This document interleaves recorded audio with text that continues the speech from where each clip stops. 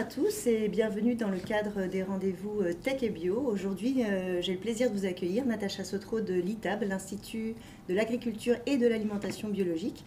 Et je reçois donc trois intervenants au titre de l'UMT Cibio. L'UMT Cibio, c'est une unité mixte technologique sur les systèmes bio innovants où on travaille justement sur la conception et l'évaluation de systèmes encore plus innovants en poussant les questions de diversification, d'association, de levier et les transitions pour y arriver. Donc moi-même je suis ingénieure en charge de l'évaluation de la durabilité et je copilote cette UMT Cibio sur Avignon et Gotteron avec Servan Penverne côté INRAE et Marc Chamichan. C'est une UMT qui rassemble donc recherche et développement avec un écosystème de partenaires, donc que ce soit le GRAB, les chambres d'agriculture, Bio de Provence et des stations d'expérimentation, donc la PREL, pour nous aider à définir des itinéraires innovants et donc favoriser les transitions vers ces itinéraires.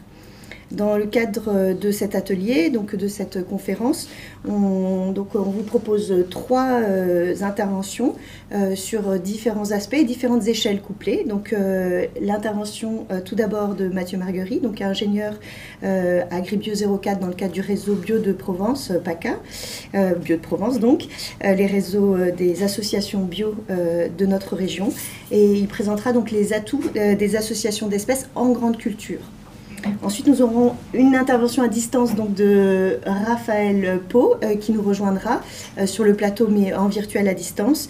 Raphaël est donc docteur, il vient de soutenir sa thèse à l'INRAE, Éco-développement, l'unité Éco-développement, et sa thèse porte sur les diversifications au sein des vergers, qu'on appelle vergers maraîchers.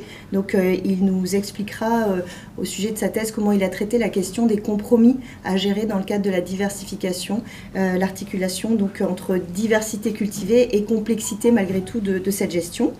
Enfin, donc Pierre Franck de l'INRAE, PSH, Plantes et Systèmes Horticoles, l'unité sur aussi Avignon, l'INRAE d'Avignon. Chercheur à PSH, il nous traitera donc des questions de diversification, mais à une autre échelle. Là, on prendra un recul, puisque ces questions de régulation des ravageurs seront abordées à l'échelle paysagère. Donc finalement, ce sont des leviers qu'on va aborder sous différents angles et pour différents problématiques, à savoir la gestion des adventices, la régulation des ravageurs. Et donc on abordera, je leur laisse sans plus tarder la parole. Et tout d'abord, donc Mathieu Marguerie. Merci. Merci Natacha, bonjour à tous. Mathieu Marguerie, donc je travaille à Agribio 04, groupement des agriculteurs bio des Alpes d'Haute-Provence. Et donc je vais vous parler un petit peu des cultures associées, plutôt en grande culture, en système céréalier et évidemment en conditions méditerranéennes. Donc les données que je vais vous présenter sont en grande partie issues d'un programme financé par la région et le FEADER, sur un programme PEI, donc Partenariat européen d'innovation sur la gestion des couverts végétaux sans herbicides en grande culture, qui rassemble tous les partenaires que vous voyez ici sur la diapositive. On va parler rapidement pourquoi est-ce que ça peut être intéressant de faire des cultures associées en grande culture, le fonctionnement et le principe un petit peu de ces associations de culture, et puis quelques clés de réussite et surtout les retours qu'on a en conditions méditerranéennes, où on a évidemment un climat bien particulier par rapport au reste de la France. Quelles références on a en conditions méditerranéennes, à la fois techniques ou à la fois économiques. Les objectifs des grandes cultures, enfin des cultures associées en système céréalier, il y en a plusieurs que je vous ai listés ici. Ça va être le premier objectif, ça va être de pouvoir éviter les difficultés qu'on peut avoir ou qu'on peut rencontrer en culture pure ou en système où on n'a qu'une seule espèce, parce qu'on va avoir certaines espèces qui vont être peu compétitives vis-à-vis des mauvaises herbes, donc on va les associer avec d'autres espèces, d'autres cultures qui, elles, vont avoir cette fonction de compétitivité vis-à-vis des mauvaises herbes, par exemple des blés avec des pois, des blés avec d'autres légumineuses. Ça peut avoir aussi une fonction de tuteur. Donc ça, c'est des exemples assez connus, lentilles cameline par exemple, donc de fonctions de tuteur, des fonctions d'éviter l'averse. On a des objectifs aussi de sécuriser la production. On a un certain nombre de cultures qui sont difficiles à réaliser, surtout dans nos climats méditerranéens, un certain nombre de cultures qui sont difficiles à réaliser en pur. Donc le fait de les associer fait qu'on va tout simplement pas mettre tous ces œufs dans le même panier. Ça va être le cas d'un certain nombre de légumineuses, des pois chiches, des lentilles qui ne sont pas évidentes à réaliser en pur, et notamment pour le contrôle de l'enherbement. accroître la production par unité de surface. On va voir un certain nombre de résultats où finalement l'association, le rendement de l'association est souvent plus performant que le rendement des cultures en pur. La réduction d'intrants. Est-ce que les cultures associées peuvent être un moyen de réduire l'utilisation d'herbicides, de fongicides ou d'insecticides? C'est le cas par exemple des colzas associés aux légumineuses. L'amélioration de la qualité. Quand on associe des céréales qui sont exigeantes en qualité, comme le blé dur, comme le blé tendre, on va pouvoir augmenter la qualité par des associations avec des légumineuses. Et puis après, de manière plus générale, améliorer la biodiversité cultivée, les services écosystémiques, et puis accroître aussi de manière globale la résilience de nos systèmes en grande culture, la diversification des cultures, la diversification des rotations. Dans le fonctionnement des cultures associées, donc ça c'est des travaux qui sont faits par l'INRA de Toulouse, Laurent Bédoussac, il y a quelque chose d'assez intéressant en grande culture bio. Là vous avez des exemples d'associations de céréales avec des légumineuses, où on voit qu'en association, la légumineuse a tendance à davantage fixer l'azote atmosphérique par rapport à des cultures pures. Ça, c'est des choses qui vont être intéressantes, où on a des phénomènes de complémentarité, de niche entre les cultures. Et puis, toujours sur des principes généraux, après je passerai sur des références plus PACA. Ce qu'on voit aussi, c'est que généralement, le rendement de l'association de cultures, donc total, donc nos deux en général, c'est deux cultures différentes sur le même espace, est souvent supérieur, et même quasiment tout le temps supérieur au rendement moyen des cultures pures. Donc on va faire plus de biomasse finalement à l'hectare qu'avec des cultures pures. Et autre avantage non négligeable que j'ai décrit rapidement tout à l'heure, c'est qu'en associant les cultures, souvent, on a une teneur en protéines de la culture associée qui est supérieure par rapport à la culture en pur. Donc ça, c'est des choses qui vont être très intéressantes, notamment dans les systèmes bio, où on a des systèmes en grande culture qui sont structurellement limitants en azote, à part des cas très particuliers de polyculture élevage, où il y a beaucoup d'échanges entre les ateliers élevage et grande culture. Sinon, on a des systèmes assez carencés en azote, ce qui est normal pour le bio, mais du coup, on est souvent limitant vis-à-vis de la qualité des céréales, donc ça peut poser un certain nombre de problèmes pour les filières, où ça aussi, c'est un facteur assez important limitant des rendements, et l'association permet un peu au moins sur la qualité, donc c'est-à-dire le taux de protéines, va permettre de débloquer un petit peu ça, comme vous le voyez sur ce graphique-là. Ici, c'est les protéines.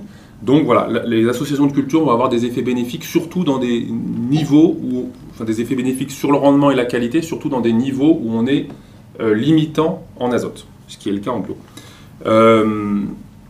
On a généralement aussi donc des rendements, évidemment, si on se focalise sur le rendement d'une céréale, on a des rendements qui sont plus faibles pour la céréale associée par rapport à la céréale en pur, ça c'est normal. Alors après, ça dépend aussi beaucoup des systèmes, ça dépend beaucoup des proportions qu'il va y avoir entre les cultures associées.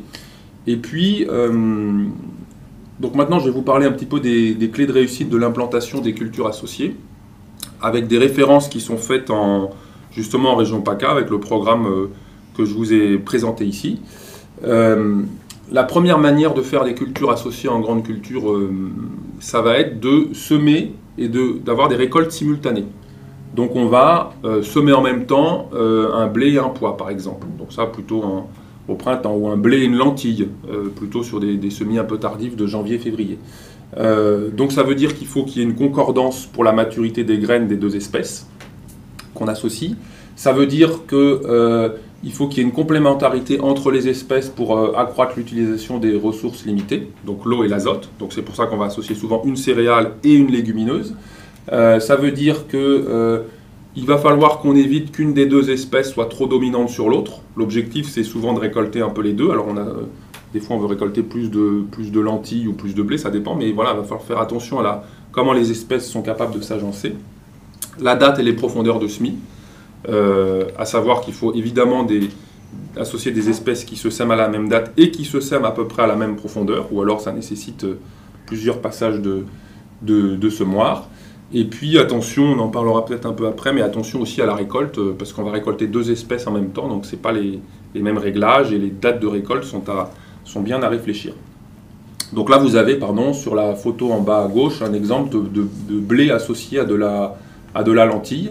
Donc ça, c'est des choses qui se développent dans la région avec la coopérative GPS qui est basée à Manosque, où ils ont des marchés assez importants en légumes secs, dont la lentille. Et donc l'idée, c'est de les associer ensemble, parce qu'une lentille en bio, alors les marchés ne sont pas qu'en bio, mais en bio, une lentille pure, c'est pas évident à réussir pour des questions notamment de maîtrise de l'enherbement. C'est une culture très sensible au salissement. Donc là, le fait de l'associer avec un blé, on va en partie gérer ce problème. On va faciliter la récolte de la lentille aussi, parce que le blé va avoir un effet tuteur. Donc on va relever un petit peu les lentilles, donc on va ramasser moins de cailloux et plus de lentilles, ce qui n'est pas trop mal. Donc en augmentant la hauteur de la première gousse. Contrôle du salissement, je l'ai déjà dit. On va faire un blé qui fait moins de rendement, mais généralement plus de qualité, tout simplement parce qu'on va avoir on a un blé plus clair, moins dense, donc on va avoir moins de grains au mètre carré à nourrir. Et le blé va être sur une nutrition en azote avec l'azote qu'il y a dans le sol, alors que la lentille en partie va aller se nourrir sur de l'azote atmosphérique. Donc on a vraiment ce phénomène de complémentarité de nutrition que je décrivais tout à l'heure. Et après, voilà, c'est aussi une sécurité économique parce que un blé semé tardivement en février ou une lentille semée seule, c'est un petit peu compliqué.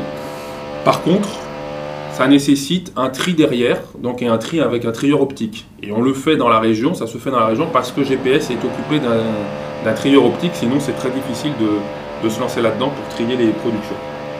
Voilà, ça c'est quelques rendements qui ont été faits. Donc les petites initiales en bas, c'est des noms de producteurs qui se reconnaîtront s'ils nous regardent. Donc vous avez des rendements un petit peu de blé et de lentilles associées. Que je vous laisse regarder, mais qui sont c'est des choses assez intéressantes, sauf peut-être celui qui est complètement sur la droite où la lentille n'a pas bien fonctionné, mais sinon on est sur des niveaux de rendement qui sont intéressants et, je ne rentre pas dans le détail de ce tableau, mais des niveaux de rentabilité du coup qui vont être intéressants. Et en moyenne, quand on arrive à peu près à bien réussir le blé et la lentille, on a une marge à l'hectare ou un chiffre d'affaires, là j'ai pris le chiffre d'affaires, qui est une marge et un chiffre d'affaires, d'ailleurs les deux, qui va être plus intéressant qu'une culture pure.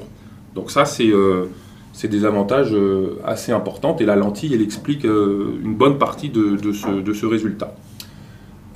Autre essai qu'on a fait cette année, donc là chez Pierre Albouy, qui est un agriculteur à Fort-Calquier, on a associé du blé, donc c'est de la C7 de Provence. Alors pour ceux qui ne connaissent pas, c'est une variété ancienne de blé de Provence, là qu'on a remis au goût du jour dans le cadre de filières locales. Donc une variété plutôt haute en paille. On associe de la C7 de Provence à de l'herse, qui est une légumineuse plutôt de la famille des vesses, et qui est très adaptée à nos sols calcaires et à nos conditions méditerranéennes assez séchantes. Et donc vous voyez qu'on s'est amusé à faire plusieurs modalités, semer du blé en pur, c'est notre témoin, semer du blé avec de l'herse en semi-décalé, donc c'est-à-dire en février, sous couvert de blé, à différentes densités, ou semer l'herse et le blé en associé. Et on a regardé un petit peu tout ce que cela donnait. Donc là, vous avez une photo sur la gauche. Et en termes de rendement, c'est ça qui est assez intéressant, c'est que vous le voyez sur ce graphique ici, finalement, le fait de semer une culture en décalé, donc c'est-à-dire d'avoir l'herse semée sous le blé en février, n'impacte pas le rendement du blé. Par contre, vous faites à peu près les mêmes rendements qu'en blé et vous faites une récolte un peu supplémentaire en herse. Donc ça, c'est intéressant. On récolte la graine ici de l'herse. Et par contre, dès que vous passez sur des semis associés, évidemment, là, il y a plus de compétition dès le départ entre le blé et la légumineuse. Et donc, le rendement du blé est diminué. Mais le rendement global, et là, c'est ça qui est intéressant, de notre association, il est aussi bon, voire même légèrement supérieur par rapport à un rendement en pur. Donc là, on a des choses assez intéressantes qui se font. Ça nécessite aussi un trayeur optique. Donc on voit déjà que là, on a des récoltes simultanées, mais on peut avoir un semis soit associé, soit décalé. Donc on a différentes options. Ça dépend aussi de nos objectifs. Donc on peut aussi semer en même temps, mais ne récolter qu'une seule espèce. C'est-à-dire on va semer en même temps 2 espèces, et on n'en va récolter qu'une. Donc là, ça peut être dans le cas où on va associer un blé avec des couverts végétaux, par exemple, soit des couverts végétaux gélifs, donc qui vont se détruire par le gel, soit des couverts végétaux qu'on va détruire ensuite mécaniquement, si on est en bio, ou chimiquement si on n'est pas en bio. C'est des exemples. Alors un des exemples le plus connu, c'est le colza associé aux légumineuses gélives. Ça permet d'occuper l'espace, ça permet de diminuer la pression en maladie. Ça permet aussi, la légumineuse, quand elle va geler, d'alimenter le colza en azote. Bon, c'est des exemples qu'on voit plutôt dans le nord de la France, parce que le colza n'est pas évident en conditions provençales, méditerranéennes, avec des mois de septembre qui sont assez secs. Mais il y a d'autres exemples de pois chiches qu'on peut associer avec des céréales. Et puis, alors attention quand même aux associations avec des cultures gélives. Ça, c'est une expérience ratée de ce point de vue-là qu'on a fait il y a quelques années au lycée agricole de Valabre. On a associé du blé avec des légumineuses gélives, là en l'occurrence de la gesse, pardon. Sauf que la gesse n'a pas gelé. Donc ça, c'était embêtant. Elle n'a pas gelé parce que donc ça avait été semé en même temps, mais la gesse n'a pas gelé parce que finalement, le blé s'est semé un peu tard, la gesse était protégée sous le blé du froid, etc. Et finalement, elle a passé l'hiver. Donc là, mais c'est intéressant de montrer aussi ce qui ne marche pas. Et sachant que bon, la gesse étant neurotoxique, c'est quand même pas terrible après dans des filières d'alimentation humaine. Donc attention à ce caractère gélif, c'est pas écrit, le fait que la légumineuse va geler dépend beaucoup de son état de développement. Et sinon, l'autre option qu'on teste aussi toujours avec le lycée agricole de Valabre, dans le cadre de ce projet PUI, et puis avec le concours d'Arvalis aussi, on sème en association, comme vous le voyez sur la photo, du blé et de la févrole. On sème du blé 2 rangs sur 3, et dans le rang laissé vide, on sème de la févrole. Donc c'est fait en 2 passages, parce que sinon c'est compliqué, c'est pas tout à fait les mêmes profondeurs de semis, c'est surtout pas les mêmes grosseurs de graines. C'est semé avec GPS, système RTK. On s'est inspiré de ce que faisaient les Portugais qui sèment déjà du blé 2 rangs sur 3, qui est une technique pas mal adaptée en conditions assez séchantes, en conditions méditerranéennes. Parce que finalement, on a des blés qui développent une fertilité d'épi assez importante, parce qu'il y a un effet bordure permanente dans la parcelle, puisque chaque rang de blé est concomitant avec un rang où il n'y a pas de blé. Donc on a des fertilités d'épis augmentées, donc c'est assez adapté pour des milieux séchants. Et donc on vient semer une févrole dans les rangs manquants. Et après l'idée c'est de venir, c'est ce que j'ai mis là, tac, c'est de venir biner la févrole. Donc on le fait avec une bineuse, toujours avec GPS, et une bineuse avec une caméra optique. On vient biner la févrole pour la détruire. Alors que le blé est encore sur place, et évidemment on ne touche pas au blé. L'objectif c'est... Alors déjà, le fait de biner, ça va être un objectif de désherber le blé, avec un spectre d'action plus large qu'une RC trille. Et l'objectif aussi, c'est de biner une févrole. Alors déjà, en binant, on favorise aussi la minéralisation du sol, donc un peu de mise à disposition d'azote pour le blé, ce qui en bio, et compte tenu de tout ce qu'on a dit sur l'azote, n'est pas trop mal. Et après, on vient biner une févrole, donc on vient biner de l'azote, on vient biner une févrole qui va donner de l'azote à disposition pour le blé, et l'objectif c'est d'améliorer la nutrition azotée de la fin de cycle du blé. Les effets ça et les résultats, c'est, vous le voyez sur le graphique de droite, une diminution des mauvaises herbes qu'on a comptées au mètre carré par rapport à un blé pur, diminution qu'on observe soit dans ces systèmes de blé biné avec févrole, soit dans des systèmes de culture associés, et surtout, là, ce qui nous intéresse, c'est qu'on améliore la nutrition azotée de notre blé. C'est matérialisé par le graphique que vous avez ici, qui est l'INN, c'est-à-dire l'indice de nutrition azotée à floraison, qui est un indicateur, sans rentrer dans le détail, qui matérialise bien à quel point le blé est nourri ou pas en azote, et bien nourri en azote. Et vous voyez que les modalités avec du blé avec de la févrole, biné, sont mieux nourries en azote, enfin le blé est mieux nourri en azote que les modalités avec un blé seul, et même que les modalités avec du binage, 2 rangs sur 3, un blé 2 rangs sur 3 biné mais sans févrole. Donc ici on observe un effet de l'amélioration de la nutrition azotée par l'effet du binage, minéralisation, et par la présence en plus de la févrole. Et ce qu'on a observé sur les résultats de ces essais-là, c'est que on améliore, le fait d'avoir du blé 2 rangs sur 3 avec févrole fait qu'on fait à peu près le même rendement qu'un blé en pur, donc ça c'est bien, voire un rendement légèrement supérieur, et surtout on améliore le taux de protéines, entre 0,3 et 0,8%. Donc ça c'est très intéressant, c'est fait sur du blé dur, on sait à quel point le blé dur c'est pas une culture évidente en bio, donc ça c'est des choses très intéressantes, parce que ces techniques-là, en culture associée, elles permettent de faire le même rendement, et plus de qualité, plus de protéines, donc ce qui va satisfaire aussi les industriels pastiers qui ont des exigences fortes sur ces indicateurs-là. Voilà, bon ça on va passer. Et après, une autre manière de faire des associations de culture, ça va être des associations en relais, où on va associer, on va avoir une culture en place et on va venir dans la culture en place en mettre une autre. Donc quand je dis une autre, ça peut être un couvert végétal ou ça peut être une autre culture même qu'on va récolter sous couvert d'une culture. Exemple, du blé, du soja dans du blé. Donc ça c'est quelque chose qu'on a tenté au lycée de Valable, là, bon, qui n'a pas été très concluant cette année parce qu'on n'a pas pris beaucoup de soins pour s'en occuper, mais ça peut être des idées là justement dans nos histoires de 2 rangs sur 3. Une fois qu'on a détruit la févrole, dans le rang laissé vide, on peut très bien imaginer implanter une autre culture. Alors après, il y a des choses un petit peu plus classiques qui se font, c'est de mettre des trèfles sous des blés aussi, au printemps.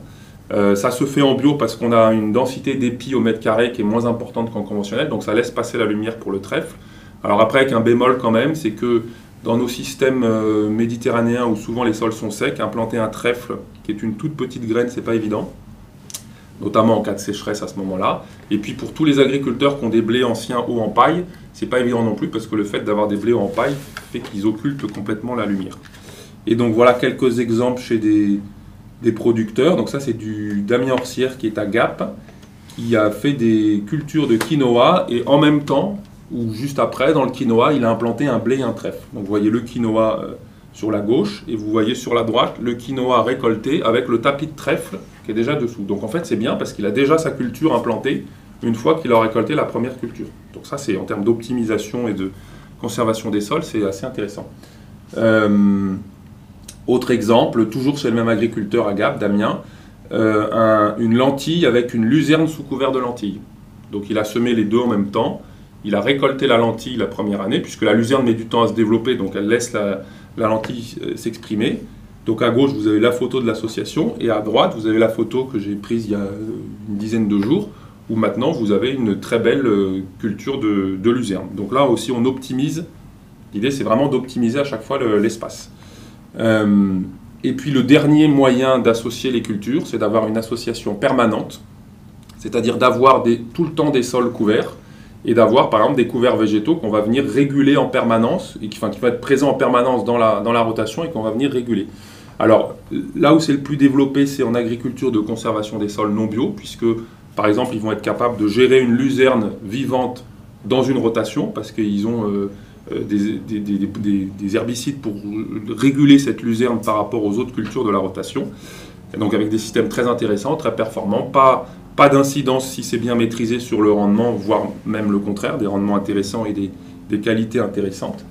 Et en bio, évidemment, on essaye de faire aussi un petit peu la même chose avec des itinéraires techniques qui se font, par exemple ici, toujours chez Damien Orsière à Gap, un blé, c'est-à-dire qu'on va être en bio, on va être dans l'optique de ne pas complètement détruire la luzerne, mais de la réguler.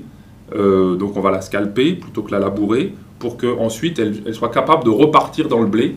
Et ensuite, là c'est la photo après la récolte du blé. Vous voyez que la luzerne, paf, est repartie. Donc là c'est très bien pour l'agriculteur. Il a sa couverture du sol. Il va pouvoir même envisager une fauche ou une récolte de graines, quoi. Bon, après c'est plus compliqué qu'en conventionnel évidemment, puisque les moyens de réguler la luzerne sont très compliqués. Parce qu'une fois que vous avez semé votre blé, ben voilà, c'est vraiment, il n'y a pas de moyen de régulation de la luzerne, sauf sur des techniques très innovantes dont j'aurai pas le temps de parler, mais qu'on pourra développer dans les questions. Voilà, je crois que c'est en termes de temps. Voilà. J'ai pas tout fini, mais comme ça en laissera pour les questions. Très bien, merci beaucoup Mathieu. Alors, sur notre chat en ligne, je n'ai pas vu de questions a priori, mais donc je vais me permettre de moi-même poser des questions. Et effectivement, si vous êtes intervenant, voilà, la parole est aussi partagée entre nous, évidemment. Je pense que ça serait intéressant pour nos auditeurs, spectateurs derrière les écrans de connaître, tu as pointé les éventuelles difficultés et la grande maîtrise technique à avoir malgré tout dans pas mal de cas et d'exemples. On voit qu'un des 3 cas finalement était plus compliqué en termes de marge par rapport à un échec sur la lentille. Est-ce que tu as une idée par rapport à ce niveau de maîtrise technique aujourd'hui en l'état, finalement, quel est le pourcentage de risque observé parmi les agriculteurs que tu accompagnes, que tu suis, versus effectivement toutes ces belles réussites que tu as pointées, pour juste apprécier un peu cette notion de risque qui est très liée bien sûr au niveau de technicité et donc par rapport à ton ressenti sur ça. Alors c'est difficile parce que c'est des choses qui sont assez nouvelles quand même, ou sur lesquelles il n'y a pas forcément beaucoup de références, mais ce qui est sûr, c'est que les agriculteurs qui sont dans cette optique-là de culture associée, de toujours semer en fait quelque chose, c'est souvent des agriculteurs qui font ça justement pour limiter le risque. C'est ça l'objectif. C'est-à-dire, on ne va pas semer Là, par exemple, l'an dernier, il y avait eu des pluies torrentielles tout l'hiver, là, jusque décembre. Donc les semis de blé, du fait du climat même, par définition, ont été décalés à février. Donc quand vous semez un blé en février, le potentiel de rendement du blé, il est fortement diminué. Il va être très dépendant de la pluviométrie qu'il va y avoir après. Fort heureusement, on a une pluviométrie qui a permis d'à peu près de rattraper les choses, mais quand on en est à semer un blé en février, du coup, la question à se poser, c'est est-ce qu'on a plus intérêt à semer le blé associé avec quelque chose ou est-ce qu'on le sème pur? Là, la réponse, c'est que, sur cette année-là, c'est que plutôt, alors sous couvert de maîtrise technique, etc., on a peut-être plus intérêt à le semer en association avec quelque chose. Quand Damien Orsière à Gap sème du blé et puis du trèfle sous son quinoa, c'est vraiment aussi, il y a une partie d'essai parce que c'est les agriculteurs qui aiment essayer, mais c'est vraiment aussi pour dire j'essaye de minimiser globalement mon risque parce que si je sème deux espèces en même temps, j'aurai quelque chose qui va marcher derrière. Et là, il le fait parce que le trèfle, il produit sa semence, donc là, il limite aussi le risque économique, c'est-à-dire qu'il ne va pas mettre des semences très très onéreuses dessous, donc il limite le risque, il se dit, au pire, au mieux, je récolte aussi quelque chose, et au pire, j'aurais essayé, ça ne m'aura pas coûté très cher, quoi. Donc c'est l'association de culture, c'est ça, le but, c'est vraiment de dire, on essaye de limiter ou de panacher le risque. Alors après, sous couvert, il y a toutes les associations, il y a des fois, on peut prendre plus de risques que de ne pas faire d'association de culture. Par exemple, l'histoire de la gesse qui n'a pas gelé dans le blé, là, clairement, c'est un risque. C'était dans les usines agricoles, dans un programme expérimental, donc c'est très bien que... c'est aussi notre rôle de faire ça. Et par exemple, il y a des associations de culture où, si vous faites du blé et de la lentille, mais que sur le territoire où vous êtes, vous n'avez pas de trieur optique, là, c'est un risque très important. Maintenant, il y a cet outil avec GPS, etc. Donc en fait, il faut bien mesurer le risque qu'on prend et savoir, donc se préoccuper du semis, etc. C'est la culture pousse bien, mais voir aussi comment on va anticiper la récolte. Les réglages ne sont pas les mêmes en termes de moisson, etc. Donc si on fait appel à un entrepreneur, ce n'est pas la même chose. Et puis en termes de tri derrière, il ne faut vraiment pas négliger ces étapes-là qui on peut avoir une super réussite agronomique, mais se retrouver avec quelque chose d'intriable ou difficilement triable. Donc là, c'est dommage.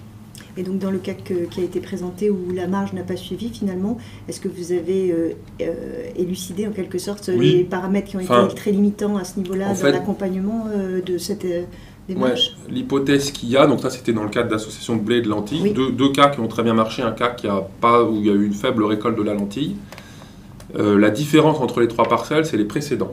Les deux parcelles qui ont marché, les précédents, n'étaient pas des légumineuses. La dernière, c'était une légumineuse, donc une luzerne, donc quelque chose qui relargue fortement l'azote.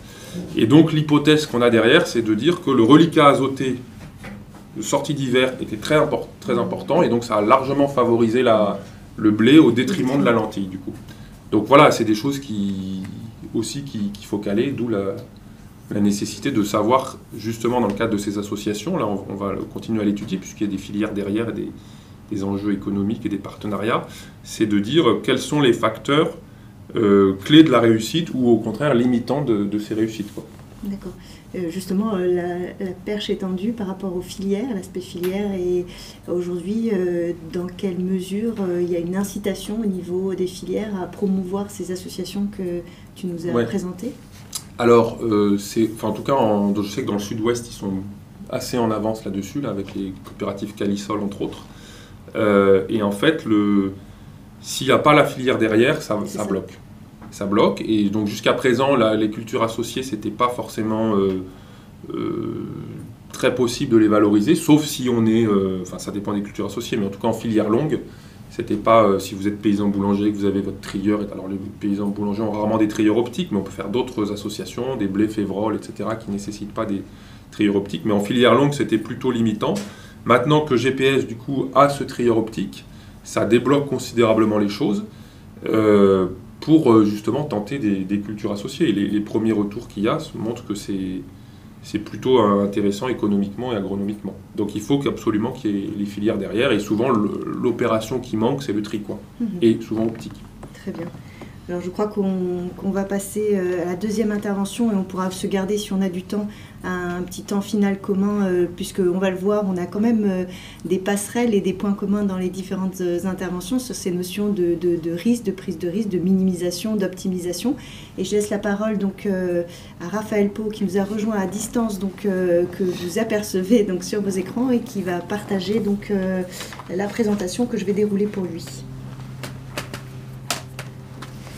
Oui. On va essayer de faire au mieux avec la technique. Changer le PowerPoint. Petit point technique. Vous m'entendez? Oui, très bien. Peut-être le temps qu'on installe le diaporama, tu peux te présenter, Raphaël? C'est normal. Oui, alors si vous m'entendez, j'ai pas de retour, mais si vous m'entendez, je suis Raphaël Pau. Je vais vous présenter aujourd'hui des travaux issus de ma thèse que j'ai menée à l'INRA, l'unité éco-développement d'Avignon. Et actuellement, je travaille à l'INRA de Paris sur les associations de culture également. Donc Mathieu, on aura peut-être de quoi discuter.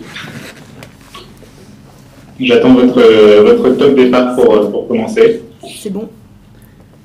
C'est bon? C'est bon? Oui. Super. Alors, donc je vais vous présenter, comme je le disais, une partie des résultats issus de ma thèse qui s'intitulait donc Analyse des compromis entre diversité cultivée et complexité de gestion à travers le cas d'étude du verger maraîcher. Donc j'ai, pendant cette thèse, mobilisé des approches à la fois de modélisation et des méthodes qualitatives. Donc on passe un peu à une échelle plus méta que ce que Mathieu présentait, mais il y a des articulations intéressantes à mon avis. Alors, diapo suivante. L'objet d'étude, donc le verger maraîcher en 2 mots, qu'est-ce que c'est? C'est un type d'agroécosystème destiné à la production de fruits et de légumes, caractérisé par l'association d'une grande diversité de plantes, formant parfois plusieurs strates de végétation. Diapo suivante. Alors, les animations ne sont pas présentes, mais je voulais vous présenter 2 exemples emblématiques de vergers maraîchers. L'un dans le nord de la France, le bec est loin, en haut à gauche, et l'autre dans le sud de la France, à Avignon, la ferme pilote de la Durette. Alors, diapo suivante. Donc le verger maraîcher peut être le fruit de plusieurs trajectoires. Il peut être conçu ex nihilo, c'est-à-dire à partir d'une parcelle vierge. Donc ça, c'est la trajectoire A. Il peut être aussi issu d'une parcelle maraîchère dans laquelle on plante des arbres fruitiers. C'est la trajectoire B. Donc ce sont A et B les pratiques des trajectoires que l'on retrouve de manière très majoritaire. Mais il peut aussi s'agir d'un trajectoire C, d'un verger préexistant dans lequel sont intégrées des cultures maraîchères. Et plus exceptionnellement encore, on peut voir chez certains exploitants des vergers maraîchers transitoires, dans le cas de figure où il s'agit d'un verger au sein duquel on intègre du maraîchage dans les premières années en attendant que les arbres entrent en production. Mais voilà, j'ai choisi ici de m'intéresser au cas où il existe une vraie coexistence des 2 productions sur le long terme, donc de ces trajectoires-là. Diapo suivante. Alors, un fort engouement autour d'un objet peu connu.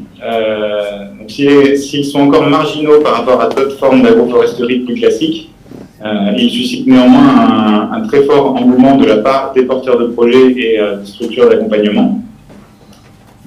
Et ces porteurs de projets, ils vont avec des convictions fortes en agroécologie, agroforesterie.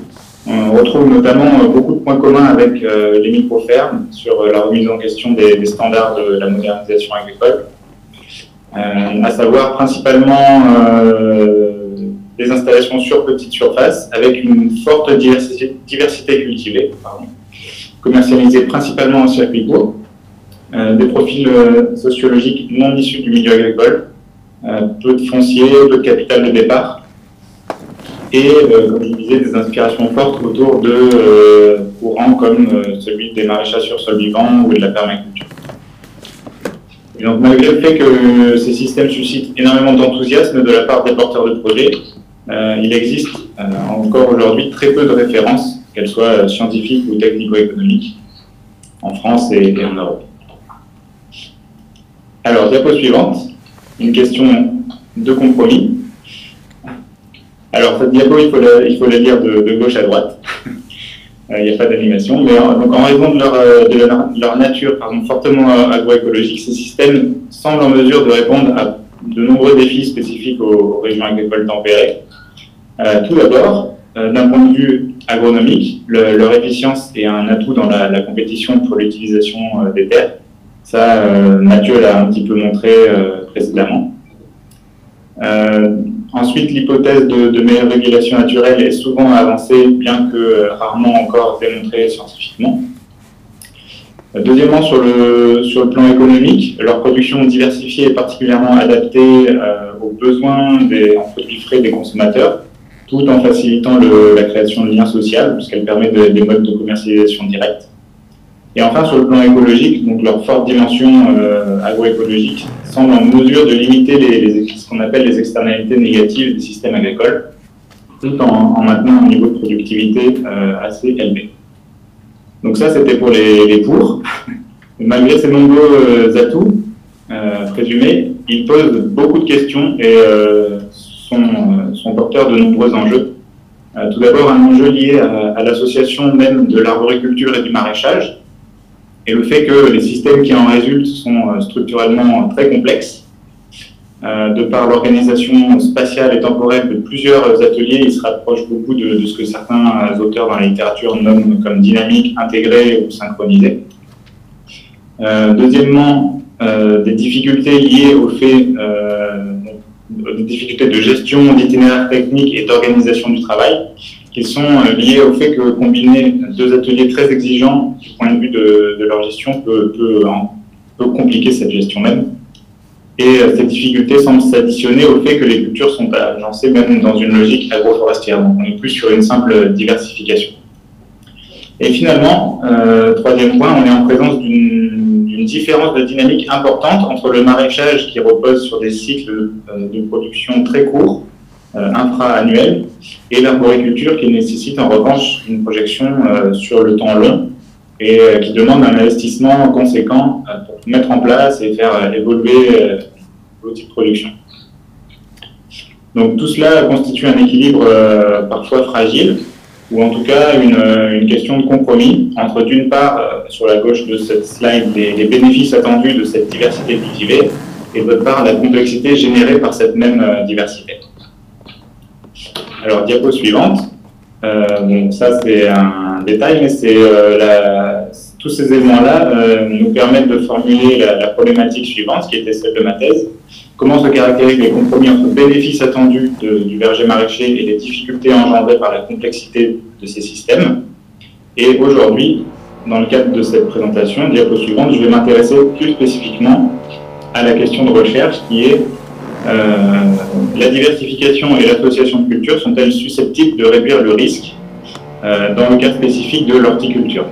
Donc là, ça fait bien la transition avec ce que Mathieu présentait précédemment. Et on se place dans le cas de l'horticulture. Alors, diapo suivante.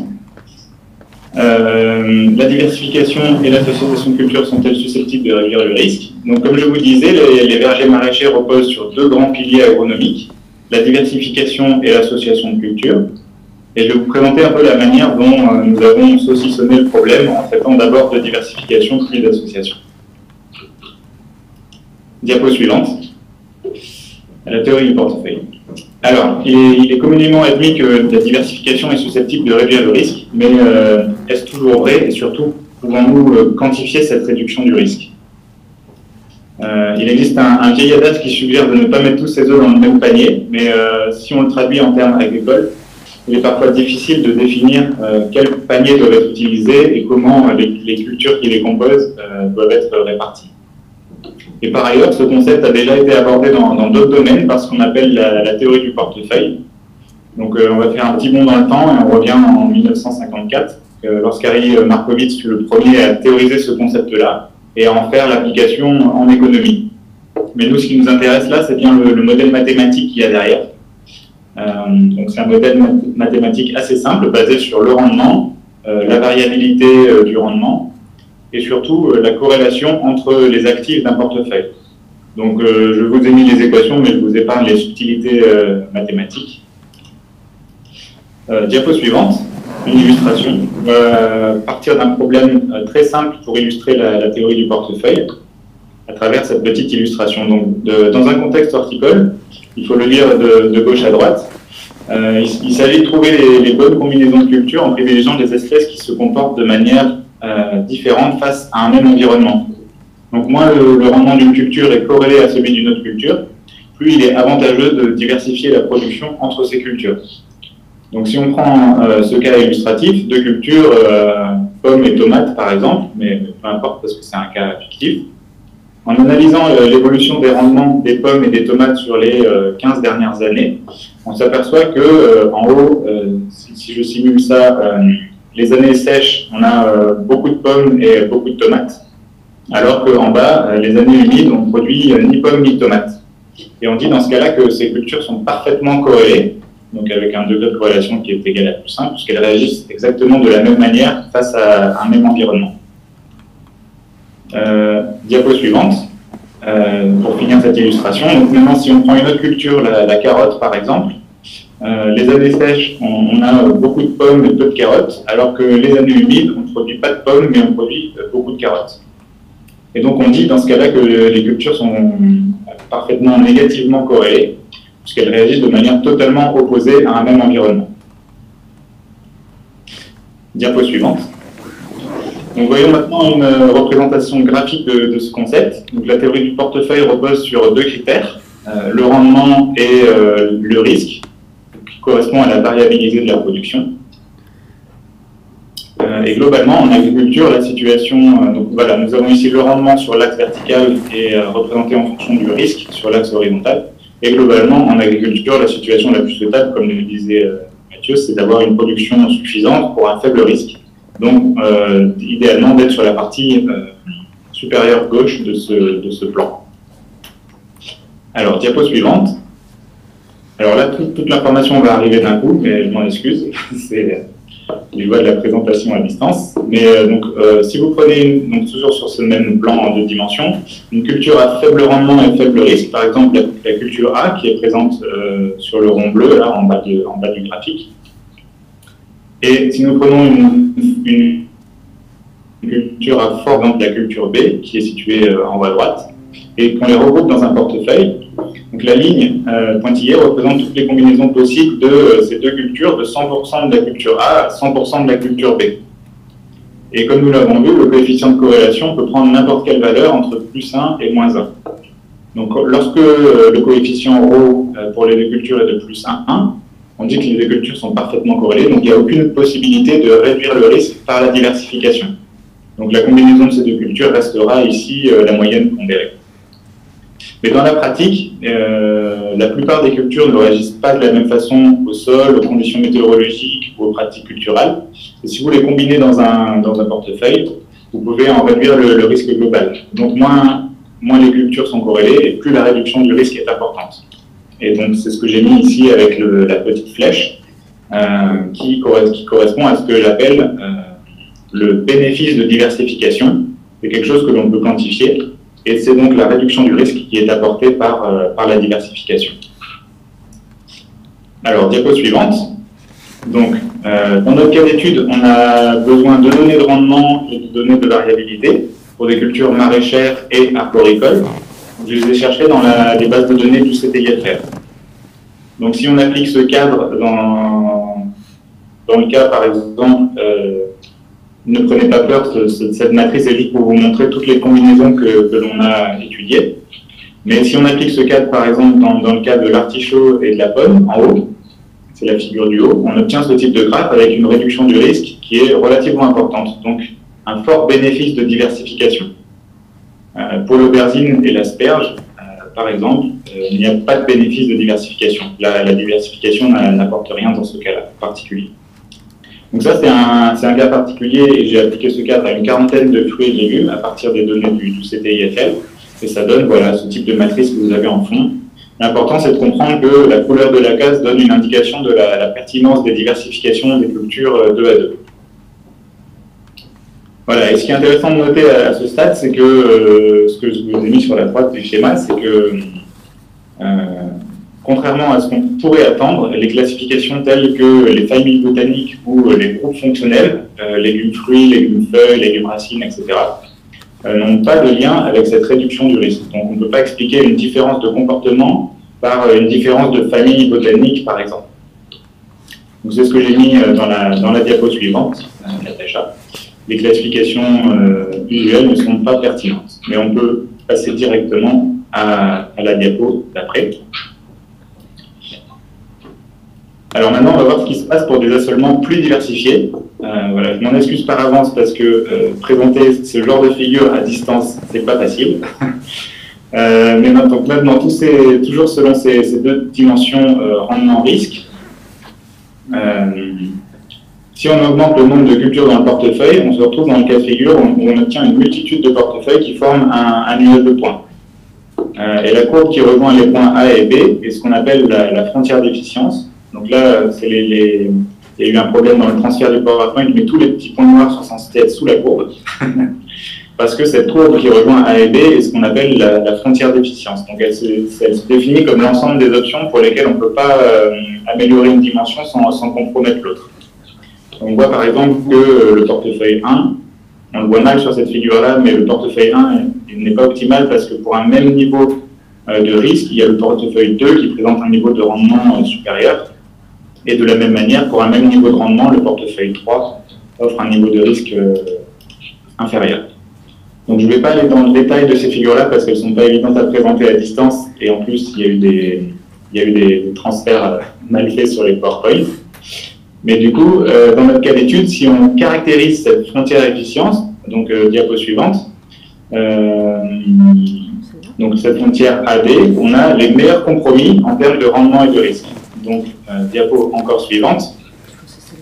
En allant de A vers B, vous avez ici les meilleurs portefeuilles de culture pour des niveaux de rendement risque différents. Donc voilà, je ne vais pas rentrer dans le détail non plus, mais les couleurs ici représentent des cultures différentes. Et on remarque que ça va de portefeuilles très diversifiés pour des niveaux de risque faibles à des portefeuilles très simples, voire monospécifiques pour des niveaux de rendement et de risque élevés. Donc on voit bien, le message ici, c'est que la diversification peut réduire le risque, mais pas n'importe quelle diversification, car toutes les cultures ne sont pas tout le temps représentées, et il faut bien prendre en compte les corrélations entre ces cultures-là. Alors, diapo suivante. Donc ces travaux permettent de... Alors il y a encore un petit problème dans le diapo, peuvent servir de base pour réfléchir à des stratégies pertinentes de diversification basées sur la réduction du risque, mais ils s'intéressent uniquement à la diversification vue comme un accroissement de la diversité cultivée. Or, les vergers maraîchers, conçus dans une logique agroforestière, et les interactions et les complémentarités entre cultures sont recherchées afin de maximiser ce que nous appellerons ici l'effet d'association entre cultures. Donc la partie basse de ce schéma. Donc voilà, ça part du principe qu'il existe des interactions entre espèces pour l'utilisation des nutriments. Mathieu l'a bien présenté précédemment, de l'eau ou de l'interception de la lumière. Et en écologie, on parle de phénomènes de compétition, complémentarité ou de facilitation. Alors, diapo suivante. Je vais vous montrer comment on a intégré l'effet d'association. Donc, pour évaluer la pertinence d'une association, il existe ce que l'on appelle le LER, donc le Land Equivalence Ratio, qui nous permet d'évaluer la pertinence agronomique d'une association de cultures par rapport aux mêmes cultures prises séparément. Voilà, la question que je voulais poser à Mathieu tout à l'heure, c'est s'ils avaient calculé ces fameux LER, mais on pourra en discuter tout à l'heure. Et alors, c'est un aspect qui n'apparaît pas dans la théorie de Markowitz, pour qui 1 et 1 font 2. Or, dans la littérature agronomique, nous a montré que dans une logique d'association de culture, 1 et 1 peuvent faire plus ou parfois moins que 2. Donc ce concept est formalisé par ce qu'on appelle la surface équivalente associée, ou LER en anglais. Donc la définition du LER, c'est le rapport entre les surfaces nécessaires pour produire le même rendement. Si le LER est supérieur à 1, ça veut dire que l'association produit plus que les monocultures, que les cultures pures, et si le LER est inférieur à 1, l'association produit moins. Diapo suivante. Donc finalement, j'ai combiné la théorie du portefeuille qui étudie l'effet de la diversification avec le concept de LER qui formalise l'effet d'association dans un cadre d'analyse unifié. Et là encore, je vous épargne les détails mathématiques.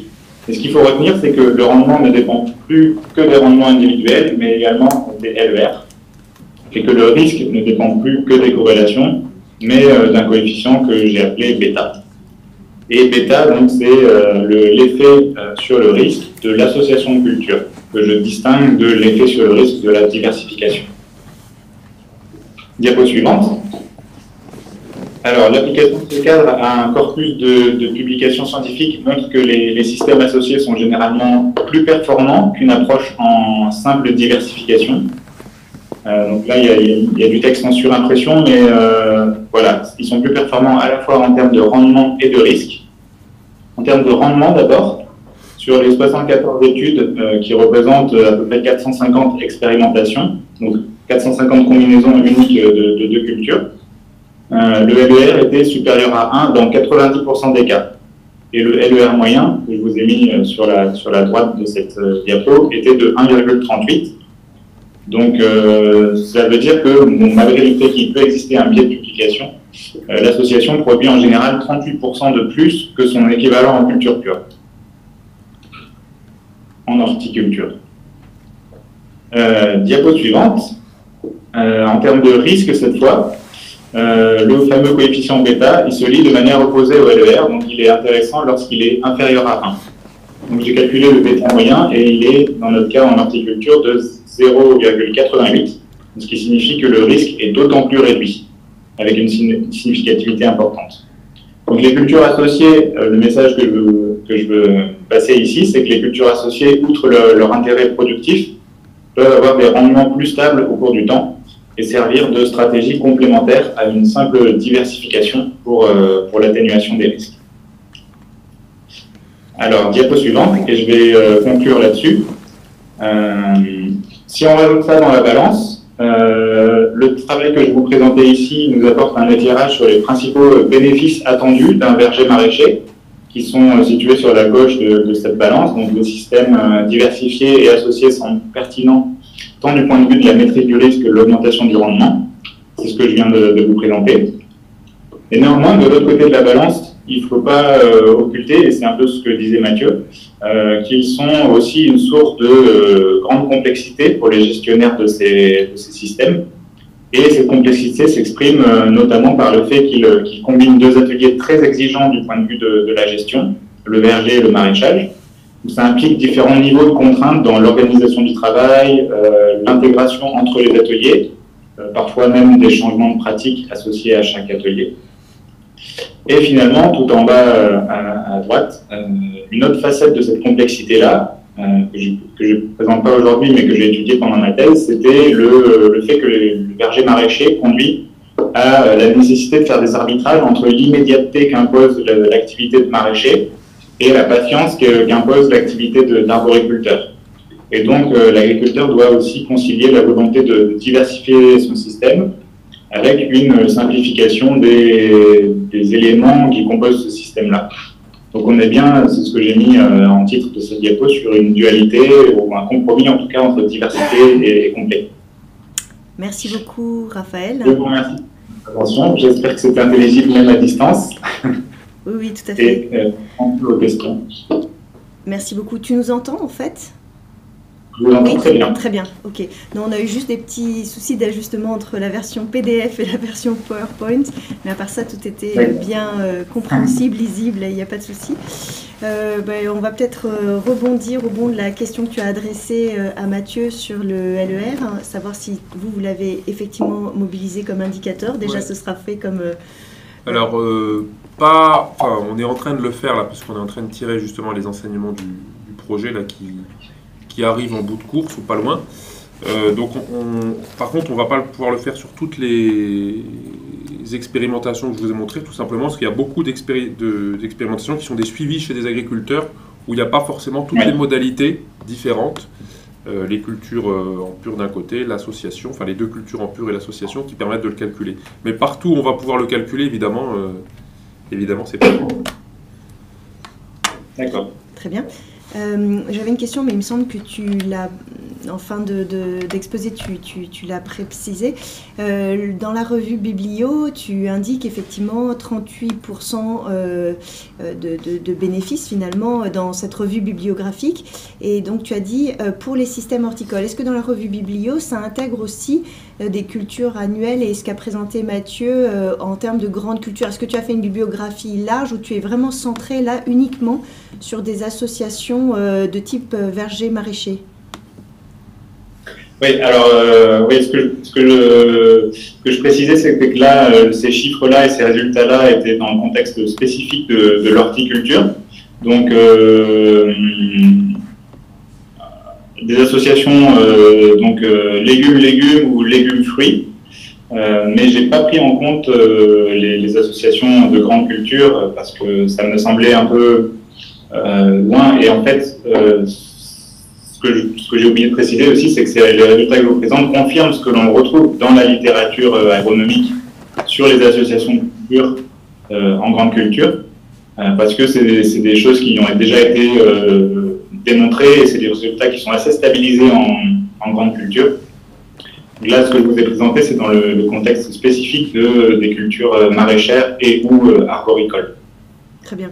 Effectivement. En effet, dans la littérature, on retrouve pas mal maintenant aujourd'hui de méta-analyses qui font état de ce bénéfice d'association en grande culture. Très bien. Est-ce que tu veux rajouter, s'il nous reste quelques minutes, le point que tu n'as pas pu aborder sur le volet des compromis avec l'aspect économique? C'est vrai que Mathieu l'a intégré dans son PowerPoint en allant jusqu'à la marge, avec les marges renforcées dans un grand nombre de cas, malgré les prises de risque potentielles dans certains cas. Est-ce que, en quelques phrases, même si c'est tout un chapitre de ta thèse, mais est-ce que tu peux en faire état pour donner à voir aussi cet aspect économique et complexité du travail? Oui, tout à fait.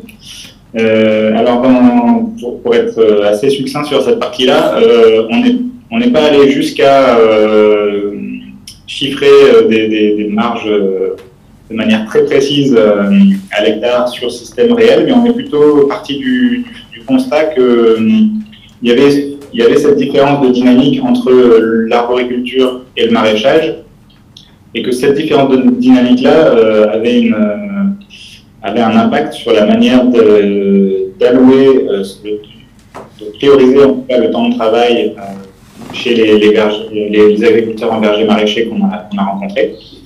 Et donc dans le travail que j'ai entrepris, c'était une approche qui tentait de définir quelle était la meilleure allocation du temps de travail entre l'arboriculture et le maraîchage pour concilier des objectifs de rentabilité à la fois à court terme et à long terme. En partant du constat que l'arboriculture était très souvent mise de côté au profit du maraîchage, qui lui nécessitait de faire des ajustements quasi quotidiens et surtout avait une rentabilité à très, très court terme. Et donc voilà, sans aller dans des calculs hyper détaillés de marge brute à l'hectare, parce que c'est une approche de modélisation, parce que les systèmes actuels sont encore très jeunes, donc on a très peu de recul sur ça, mais essayer de voir à travers des différentes simulations quelle était l'allocation optimale entre les revenus qui peuvent tomber aujourd'hui et les potentiels revenus qu'on pourra tirer de l'arboriculture demain. D'accord, très bien. Merci beaucoup Raphaël. Donc pour respecter strictement les temps de parole de tous nos intervenants, je vais passer donc la parole à Pierre Franck, chercheur donc à l'INRAE, l'unité PSH, et on va ici changer d'échelle. Finalement, on était à l'échelle de l'exploitation, de la parcelle, des agencements qui se placent voilà, sur le terme de diversification, d'association. Et là, on va bien voir sur un enjeu particulier qui est la question du contrôle biologique des ravageurs des cultures, à quel point on a besoin à un moment donné aussi de changer d'échelle. Et donc, c'est tout l'enjeu de cette présentation. Bonjour, merci Natacha. Alors moi je suis venu présenter un travail qui est plus le fruit d'un travail collectif au sein d'un consortium, qui est le consortium CBiopag, qui vise à essayer de comprendre les services écosystémiques associés à la biodiversité dans les systèmes agricoles. Et donc l'idée là c'était de présenter un travail qui était plus orienté sur un service qui est celui du contrôle biologique des ravageurs dans les cultures, et plus précisément pointer les effets d'interaction entre les pratiques locales, agronomiques, et aussi en interaction avec la complexité des paysages agricoles.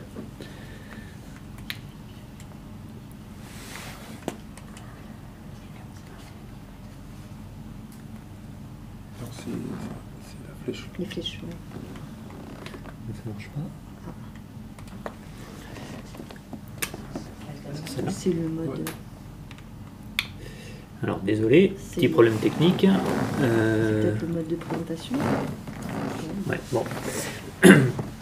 Tout d'abord, quelques éléments de contexte sur le contrôle biologique par conservation, qui est le service qu'on souhaite développer. Donc la gestion intégrée des bioagresseurs, elle tire parti de l'agrobiodiversité dans l'agrosystème. Et un des enjeux du contrôle biologique, c'est d'une part réduire les risques liés notamment à l'impact de l'agriculture et les effets négatifs, notamment phytosanitaires, sur l'agriculture, et d'un autre côté, favoriser les effets positifs pour renforcer la biodiversité et du coup l'interaction entre la biodiversité et l'agrosystème. Alors, Je passe. oui, yes. Peut-être Mathieu, ouais, tu veux bien. Merci. Alors, dans les agrosystèmes, on a plus coutume de parler de complexité. Cette fois-ci, c'est plutôt la complexité de l'agrosystème qui nous intéresse, c'est pas la complexité du travail, plutôt que de diversité. Et la complexité des paysages agricoles, on a coutume à la différencier en deux niveaux d'hétérogénéité.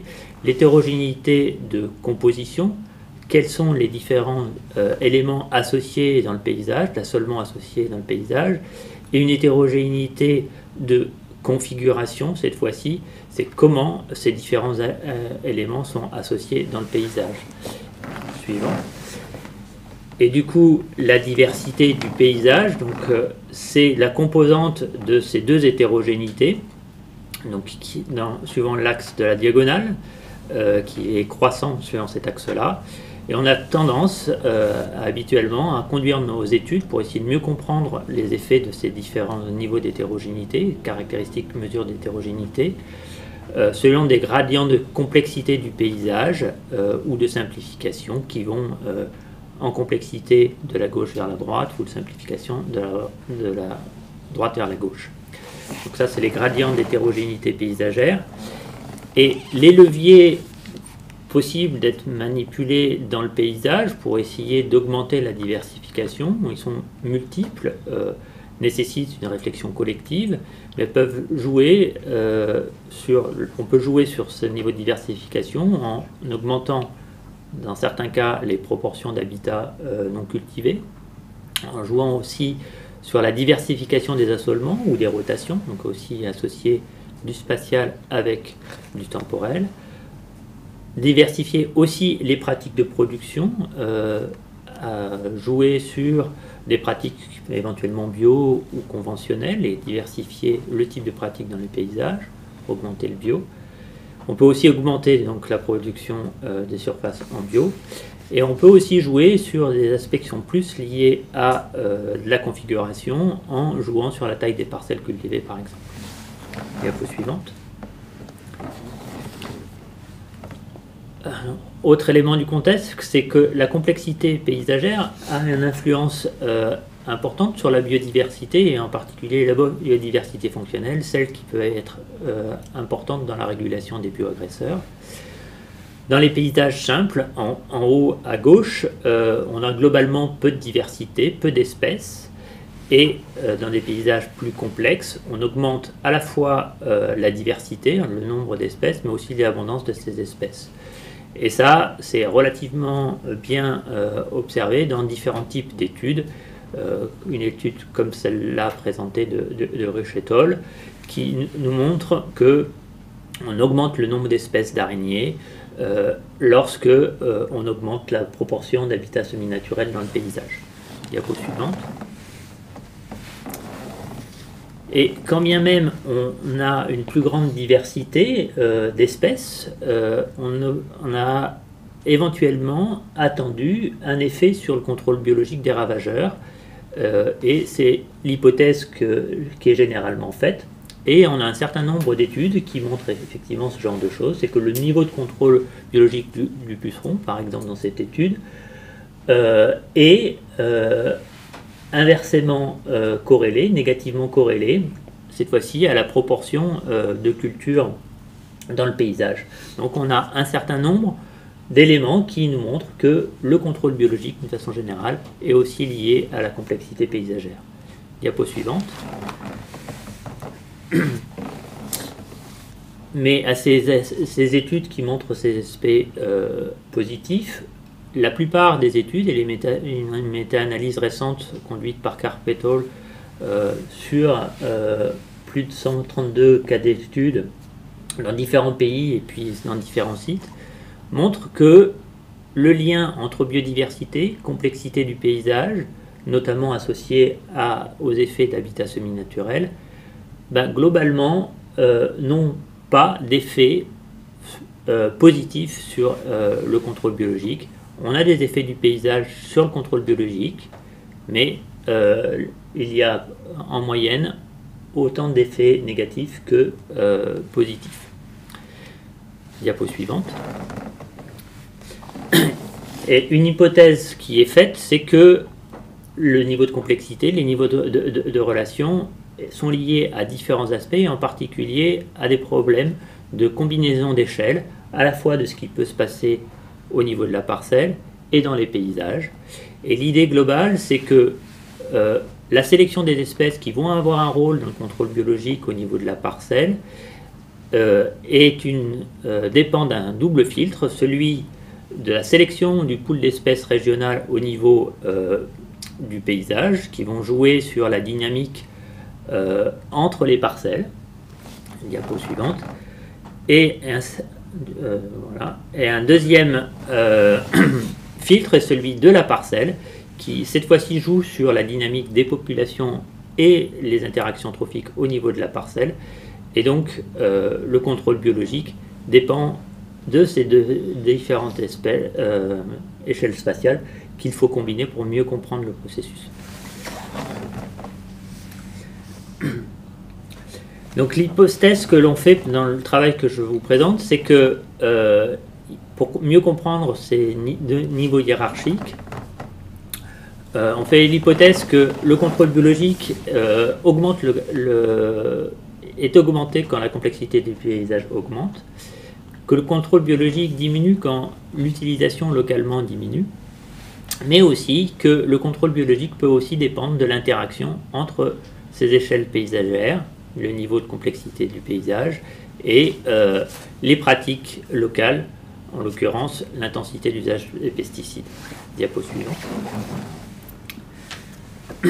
Alors pour répondre à essayer de mieux comprendre ces hypothèses et les tester, nous avons conduit une étude dans ce réseau CBiopag, dans 4 régions bioclimatiques en France, des régions où on s'est plus intéressé à des cultures annuelles, et dans le sud-est en PACA, où on s'est plus intéressé à des cultures pérennes. Et dans chaque région, chaque site d'étude, 20 parcelles ont été suivies, 20 parcelles commerciales ont été suivies. Diapo suivante. Les parcelles dans chacune des régions ont été sélectionnées selon différents gradients, des gradients paysagers de complexité paysagère. Donc des gradients à gauche où on a regardé la proportion de culture dans des fenêtres d'1 km², et puis l'indice de diversité, donc la diversité des assolements. Et donc on voit que on a une grande diversité qui est prise en compte, éventuellement différente selon les régions. Et à droite, nous avons un autre gradient qui est celui-ci davantage lié à l'hétérogénéité de configuration, où on a regardé des longueurs d'interface entre des cultures et des zones non cultivées, associées cette fois-ci à la proportion de culture, et on voit qu'on a des distributions différentes. Et la dernière chose qui a été faite, c'est que dans chacune des régions, on a pris une proportion de 25% de parcelles en agriculture biologique pour tenir compte de la variabilité des types de pratiques locales. Ces parcelles, ces 80 parcelles ont été suivies sur 3 années consécutives, et donc en grande culture, les rotations des cultures ont été analysées. Et donc on se rend compte que on a une certaine diversité de types de cultures, essentiellement basées sur des céréales, mais aussi avec certaines légumineuses et puis des cultures d'été en proportion variable dans les différentes régions, et seulement de la pomme dans le sud-est. D'un point de vue méthodologique aussi, pour essayer de mesurer le contrôle biologique, nous avons mis en place des analyses basées sur des cartes de proies sentinelles qui nous permettent d'estimer le contrôle biologique à partir de ces proies sentinelles et donc être révélateur de ce contrôle. Pour pouvoir avoir une vision globale du contrôle, nous avons utilisé différents types de proies et plusieurs cartes de prédation d'une même proie ont été mises dans chaque parcelle en 10 points. Donc des graines d'adventices pour essayer de mieux comprendre le contrôle des adventices, des œufs de papillons pour essayer de mieux comprendre le contrôle de ravageurs de type papillon, Carpocaps, ou notamment en culture fruitière, et des pucerons qui sont des ravageurs aussi majeurs dans les différents types de cultures. Et nous avons conduit des mesures à plusieurs périodes chaque année, donc en 2014, 2015 et 2016, à la fois en début de période végétative et puis au moment de la maturation des fruits. Et on a enregistré les conditions météorologiques régionales pour chaque site et à chaque personne pour mieux comprendre les différences. Les variables locales utilisées pour essayer de prendre en compte l'hétérogénéité des pratiques phytosanitaires sont l'indice de fréquence de traitement, l'IFT. Donc on a une variabilité de cet indice dans les différentes parcelles.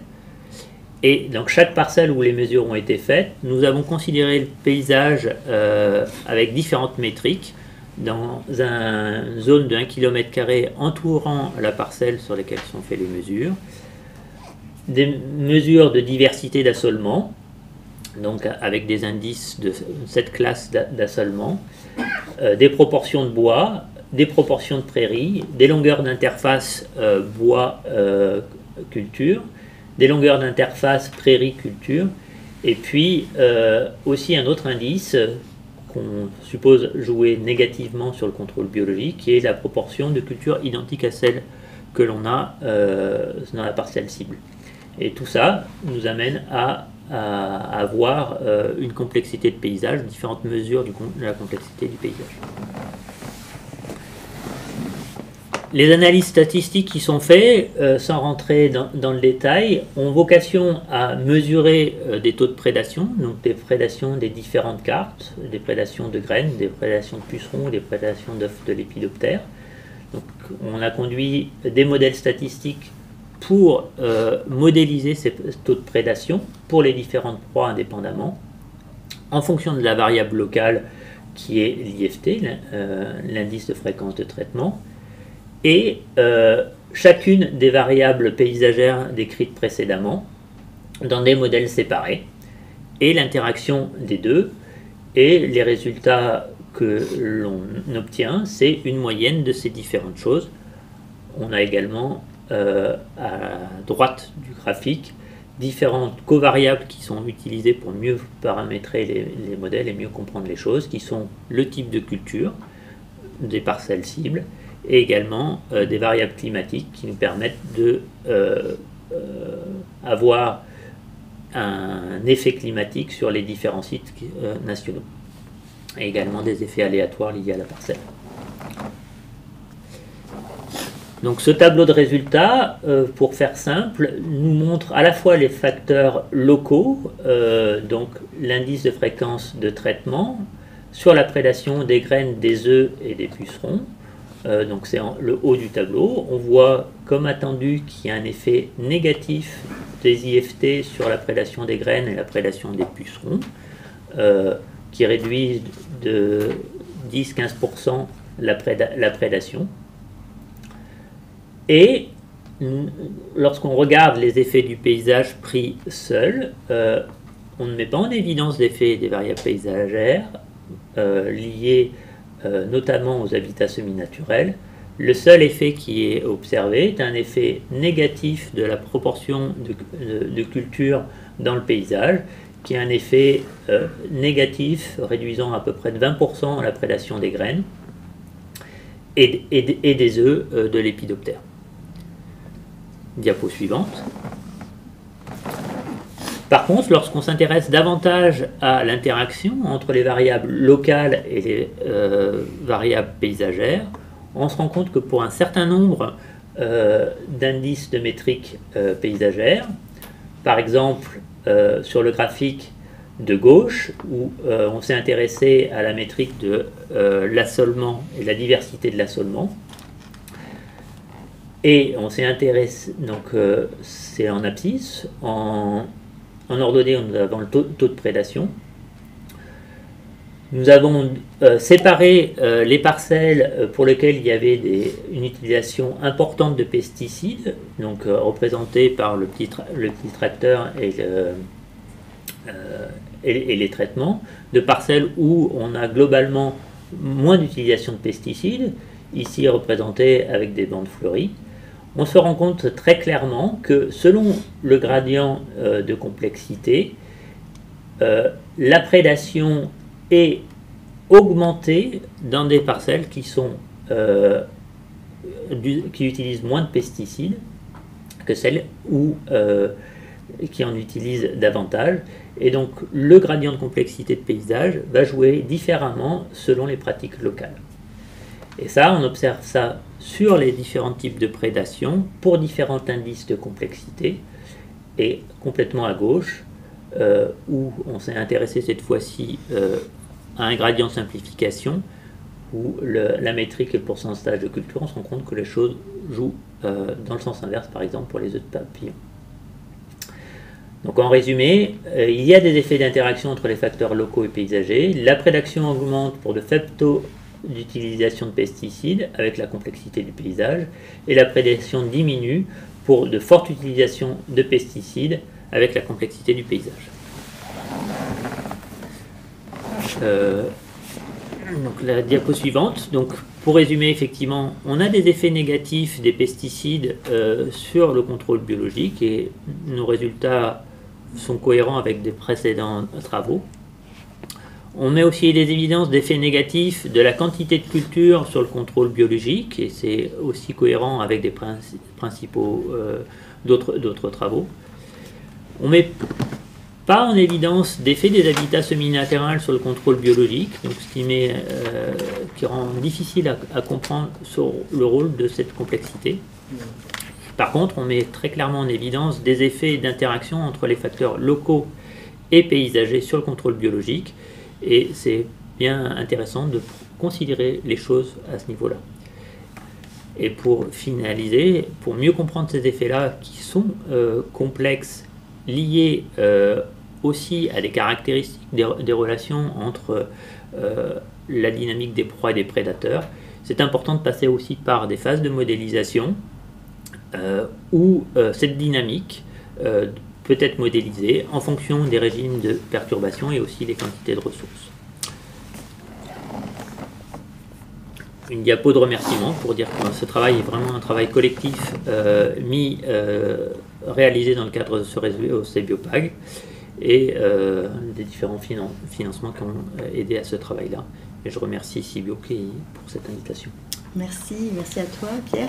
Peut-être qu'on peut revenir sur la dernière diapo de conclusion avec les grands messages clés à garder en tête. Effectivement, cette grande méta-analyse de Carpetol pose des questions par rapport à ce que vous avez pointé sur l'importance de cette échelle paysagère pour le contrôle biologique. Et comment toi tu expliques du fait que par ce grand nombre finalement de sites qui ont été étudiés dans la méta-analyse, potentiellement on aurait pu escompter, prédire ou avoir un effet, là ça te semble un peu contre-intuitif puisqu'on promeut je dirais les SIE, les surfaces d'intérêt écologique, les habitats semi-naturels, en fait on les promeut. Comment tu expliques cette grande diversité, hétérogénéité dans cette base de données sur de mémoire plus de 1600 sites qui ont été intégrés dans cette revue de littérature? Il y a des hypothèses qui sont faites au départ, qui sont que les habitats semi-naturels ont une influence forte sur les auxiliaires des cultures qui vont intervenir dans le contrôle biologique. Et il faut savoir qu'il y a aussi beaucoup de ravageurs des cultures dont la dynamique temporelle dépend aussi de ces habitats-là. Donc ce sont des éléments qui peuvent jouer dessus. Il faut aussi avoir en tête que la régulation peut avoir lieu grâce à des auxiliaires qui utilisent plusieurs types d'habitats, mais elle peut être aussi liée à des auxiliaires qui sont davantage spécialistes, éventuellement même spécialistes eux-mêmes des cultures. Et donc tous ces éléments-là peuvent jouer sur le contrôle biologique. Et les habitats semi-naturels sont sans doute des éléments intéressants à prendre en considération pour des prédateurs plutôt généralistes, mais peut-être pas toujours, selon les conditions, les types de ravageurs, davantage éventuellement spécialisés dans la régulation de certains types de ravageurs, qui eux peuvent ne pas nécessairement dépendre des mêmes types d'habitats. Donc la complexité du système et des relations trophiques et des relations trophiques à différentes échelles spatiales joue sur notre difficulté à interpréter des résultats qui montrent des effets du paysage, mais pas nécessairement ce qu'on escomptait tout le temps. Tout à fait, ouais. Je pense que du coup c'est la difficulté qu'on peut avoir à partir de travaux de recherche approfondis qui osent affronter une complexité, parce que là franchement le fait d'avoir des échelles paysagères multiples, des cortèges de ravageurs, voilà, c'est quelque part prendre du recul et essayer d'aborder cette complexité, mais après pour pouvoir livrer des messages effectivement dans le développement ou des actions à privilégier, à mettre en œuvre, des leviers assez comme ça a été présenté dans la première présentation, je dirais des leviers, voilà, là en faisant ça on augmente le rendement, on augmente la qualité, enfin des messages assez circonscrits dans ce qu'on attend, dans ce qui peut être attendu.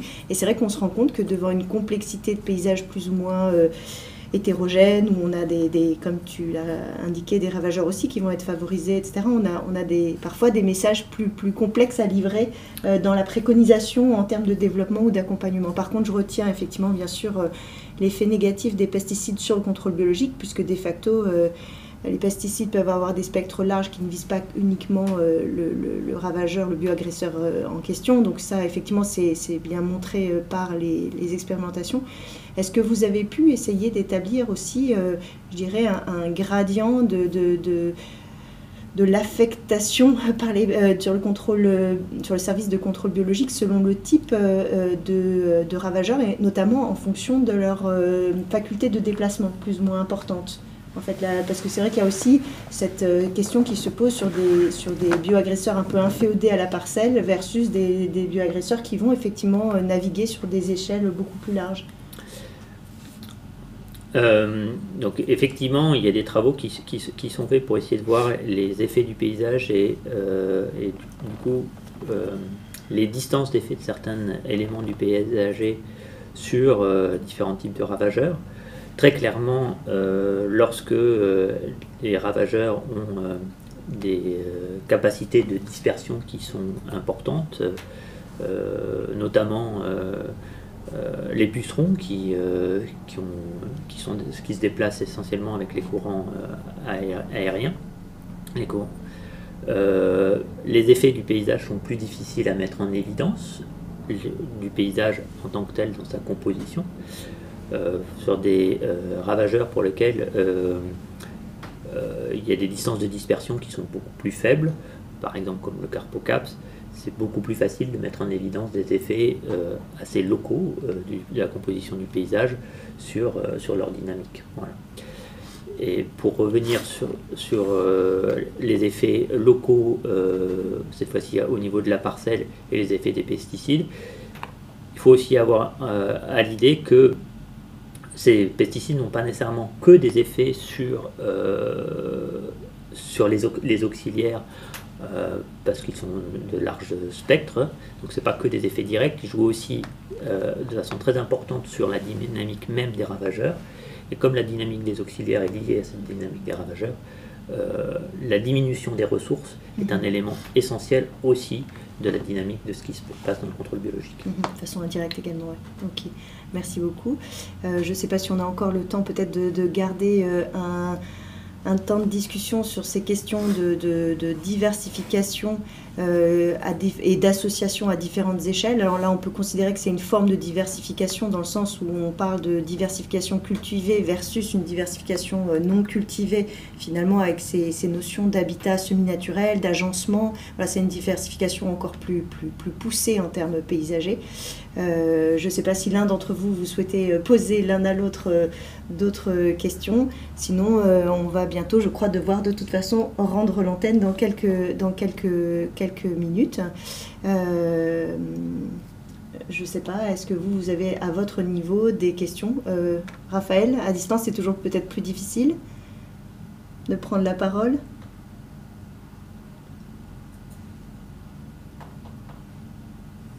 Non, si vous n'en avez pas... Oui. Ah, vas-y, alors, vas-y, je t'en prie. Non, c'est pas vraiment une question, mais plutôt une remarque sur le fait que je trouve que les approches qu'on a présentées s'imbriquent bien à la fois dans les méthodes utilisées et puis surtout dans les approches, dans les détails d'approche, enfin l'approche, je dirais, parcelle, moi plus exploitation et Franck un peu plus paysagère, Pierre, pardon. Peut-être ça serait intéressant, Pierre, je profite, si on a encore quelques minutes avant de rendre l'antenne, de nous présenter en quelques mots ce que, à l'issue de ces travaux-là, en termes de perspective, ce que vous avez prévu de faire au niveau de PSH et notamment dans le cadre de l'UMT Cibio, tu nous as présenté un projet européen qui va démarrer sur justement l'introduction, voilà, peut-être en dire quelques mots, ça peut être intéressant, même s'il n'y a pas des résultats à délivrer en tant que tel, et ça peut intéresser nos spectateurs de savoir ce qui va être mis en place avec un groupement de producteurs sur l'introduction, enfin la gestion de l'agrobiodiversité par les acteurs eux-mêmes dans le cadre du projet Framework. Peut-être en toucher 2 mots, si on a quelques minutes. Les objectifs du projet sont très clairement d'essayer de promouvoir la biodiversité, l'agrobiodiversité, et que les agriculteurs eux-mêmes choisissent la biodiversité qu'ils souhaitent promouvoir, avec l'idée plutôt d'orienter éventuellement cette biodiversité par rapport aux services qu'elle peut apporter, mais aussi en termes d'image que ça peut être, de préserver des espèces patrimoniales, également dans un travail qui se ferait dans la basse vallée de la Durance, pour lequel il y a un enjeu important en arboriculture. Voilà. Et les autres aspects qui nous intéressent plus particulièrement, c'est d'essayer de mieux comprendre aussi, par de la modélisation, comment on peut agencer au niveau du territoire des pratiques de diversification, des pratiques d'expansion du bio, de l'agriculture biologique, pour essayer de mieux optimiser les services qu'elle peut rendre.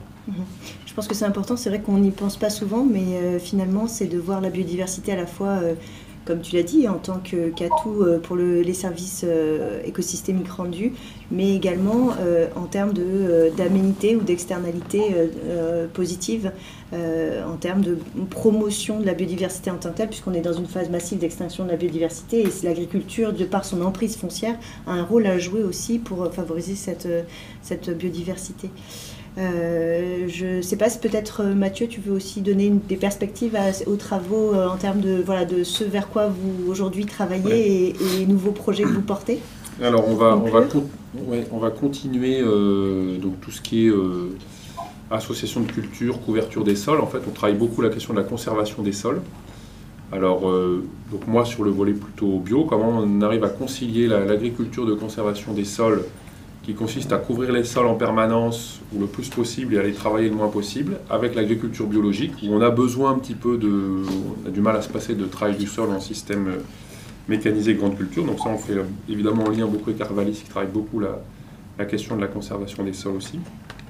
Et après, l'association de culture, pour rebondir sur le thème d'aujourd'hui, on l'envisage aussi dans des perspectives de développement de filières, ça a été un petit peu présenté ici, et on va l'étudier aussi dans le cadre de développement des filières blé dur bio, pour lesquelles il y a une forte demande de la part des industriels pastiers, des semouliers là, qui sont installés dans la région ou un peu ailleurs, mais en tout cas qui vont s'approvisionner en région PACA. Il y a des défis importants à développer les filières de blé dur bio, parce qu'il y a une forte demande. Donc l'association de culture, sous toutes les formes qu'on a évoquées, fait partie aussi des pistes pour concilier production et qualité et puis durabilité des systèmes. Alors pareil, dans ce tour de piste final, pareil pour Raphaël, si tu veux donner à voir en termes de perspective de ton travail, peut-être dans ce que tu fais aujourd'hui, même si c'est un postdoc qui n'est pas directement, mais qui a quand même une continuité malgré tout. Et ensuite, on a dans le chat une question qui sera adressée à Pierre. Avant peut-être te laisser le temps de réfléchir, Raphaël, je reviens sur Pierre pour te donner la fin. En diapo 6, donc, vous dites que le contrôle biologique diminue quand les traitements en pesticides diminuent localement. Alors, je pense qu'il y a une question et un point d'exclamation. Est-ce bien cela? Et si oui, si c'est bien cela, est-ce issu de l'effet du paysage que vous vous expliquez ensuite? Je pense qu'il y a je pense que c'est simplement une erreur dans la diapo. C'est l'inverse. Oui, je pense qu'il y a une méprise en l'occurrence par rapport à cette question, puisque c'est bien la conclusion qui rappelle l'effet négatif des pesticides sur le contrôle biologique. Hein. Donc la personne a dû voir en conclusion que c'était bien le cas. Mais c'était pour répondre à cette spectatrice ou spectateur. Voilà, on n'a pas le nom de la personne. Raphaël, oui, en termes de perspective de ces travaux sur niveau d'association dans les vergers maraîchers, sachant peut-être que tu as pris de la distance par rapport à l'objet d'étude verger maraîcher, mais pour autant peut-être donner à voir la suite des travaux. Oui, rapidement, en effet, j'ai un peu pris de la distance sur mes travaux sur les vergers maraîchers. Les perspectives que je vois, c'est surtout de travailler sur les formes d'organisation autour d'un objet aussi complexe, dans le sens où ce qui m'intéresserait d'étudier, c'est les formes d'organisation collective, par exemple autour d'un objet verger maraîcher, qui serait diversifié de nature, mais où les métiers seraient un peu plus spécialisés, où on aurait par exemple le concours d'un arboriculteur et d'un maraîcher qui seraient peut-être plus spécialisés dans leurs ateliers respectifs, mais qui géreraient un agrosystème diversifié de nature. Et ensuite, pour parler en 2 minutes de mon postdoc, je travaille sur un sujet qui se rapproche plus de ce que Mathieu fait actuellement, et c'est les associations de culture en grande culture. Et en effet, je pense, et les revues de la littérature que je fais actuellement, pas forcément que scientifique d'ailleurs, montrent qu'il est très difficile de découper l'itinéraire technique ou l'association en question de son utilisation finale. Et en effet, c'est un élément que j'aimerais bien prendre en compte là, dans mon travail actuel. Ok, merci beaucoup. Je pense qu'on va essayer de conclure en disant finalement que l'agriculture biologique, pour ceux qui nous regardent et qui la connaissent peut-être de loin ou de plus ou moins près, mais en fait est un mode de production qui se met sous contrainte par rapport bien entendu à la non-prise de pesticides de synthèse, et de fait Mathieu l'a rappelé également par rapport à des statuts azotés parfois voilà, sous contrainte également, et finalement l'association à la diversification, pourquoi on s'y intéresse, c'est bien parce qu'elle nous permet je dirais, non pas, on a beaucoup simplifié les systèmes aujourd'hui d'un point de vue conventionnel parce qu'on avait ces intrants, on a spécialisé, intensifié, etc.